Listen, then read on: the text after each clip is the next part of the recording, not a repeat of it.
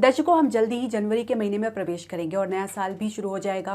और हम ये सब जानना चाहेंगे कि ये जो जनवरी का महीना हमारे लिए कैसे रहेगा, जो भी ग्रह गोचर की स्थिति बनेगी उसका क्या प्रभाव हमारे जीवन को देखने को मिलेगा। हरे कृष्ण दर्शकों, वैदिक एस्ट्रोकेद में आपका स्वागत है। मैं ज्योतिष आचार्य पूजा। हमारी मासिक राशि फलादेश की श्रृंखला में हम आखिरी पड़ाव में पहुंच गए हैं।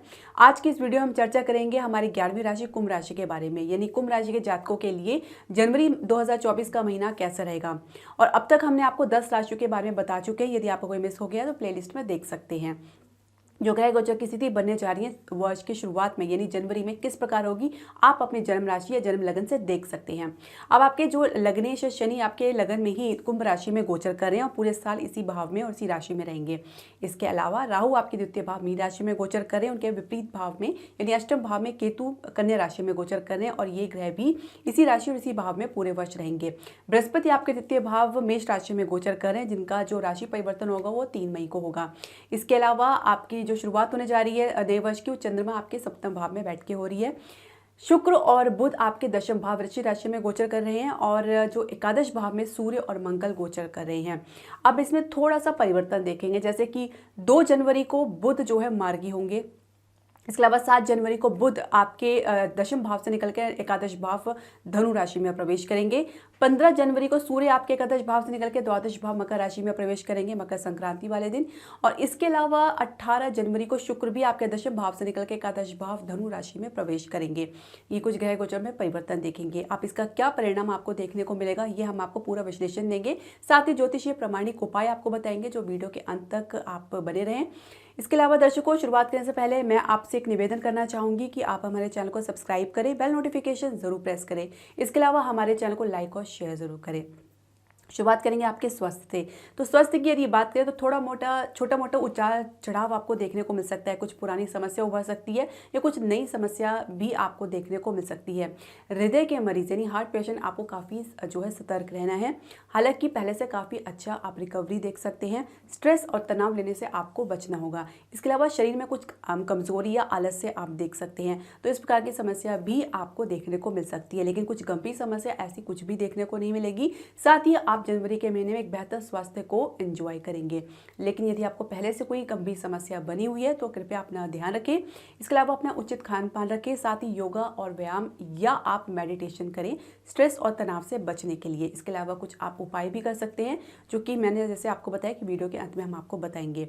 इसके अलावा अगर अपना खान पान दुरुस्त रखते हैं, क्योंकि राहु आपके द्वितीय भाव में गोचर करें, तो निश्चित तौर से नए खान पान में आप एक्सपेरिमेंट करना चाहेंगे।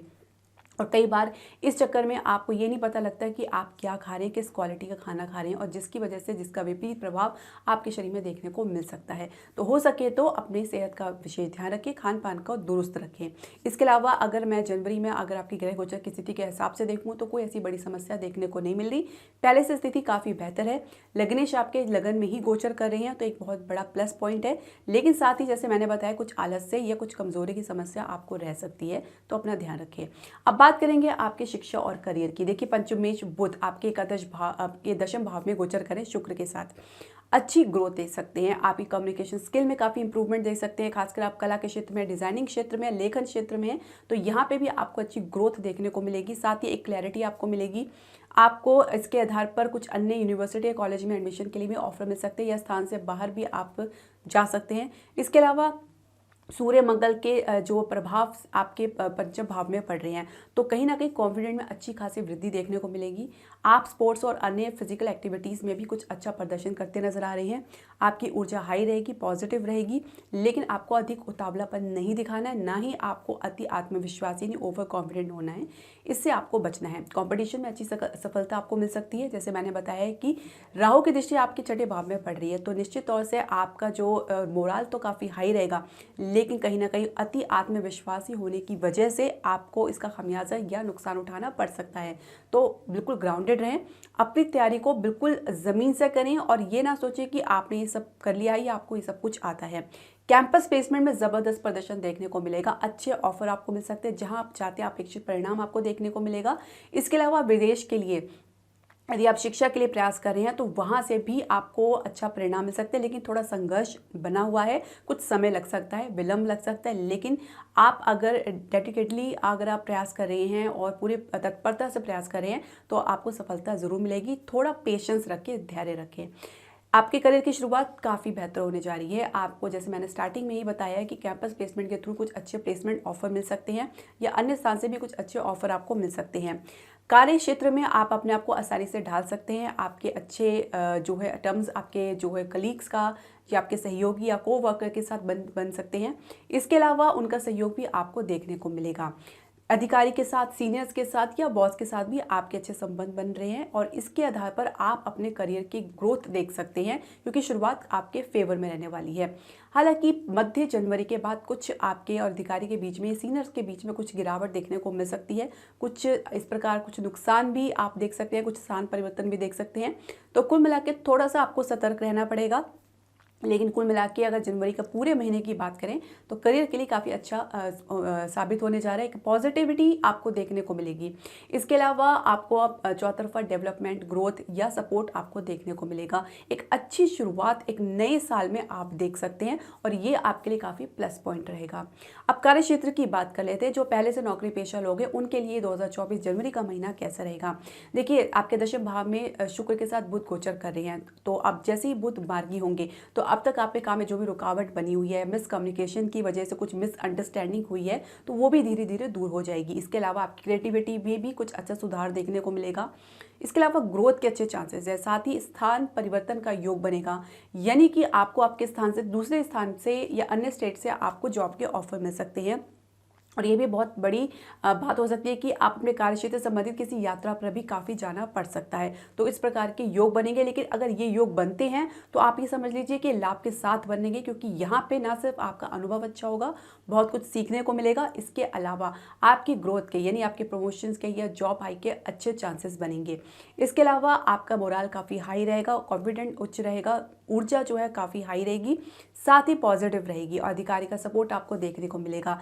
नई जॉब के प्रयास में थोड़ा आप मूडी रह सकते हैं, कुछ इस संदर्भ में उतार चढ़ाव देख सकते हैं। साथ ही आपको अपनी तैयारी में कोई भी ढीलापन नहीं रखना चाहिए, क्योंकि कहीं ना कहीं आप इसमें चूकते नजर आ रहे हैं। तो इस बार में आपको काफ़ी सोच विचार करना है, सतर्क रहना है, अलर्ट रहना है। कोई अच्छे ऑफर मिले तो आप डेफिनेटली उसके बारे में विचार करें। आप अपनी लापरवाही या केयरलेसनेस की वजह से आप इसे गंवा भी सकते हैं। तो ओवरऑल अगर हम बात करें तो काफ़ी आपको जो है अलर्ट रहना है। इसके अलावा आपको, जैसे मैंने बताया है, कि एक अच्छी ग्रोथ आपको देखने को मिलेगी। आपके अगर व्यवसाय की बात करें तो देखिए, सप्तमेश जो है सूर्य एकादश भाव में मंगल के साथ गोचर कर रहे हैं। अच्छी ग्रोथ आप देख सकते हैं, एक पॉजिटिव ग्रोथ देख सकते हैं। सरकारी क्षेत्र से सहयोग आपको प्राप्त होगा।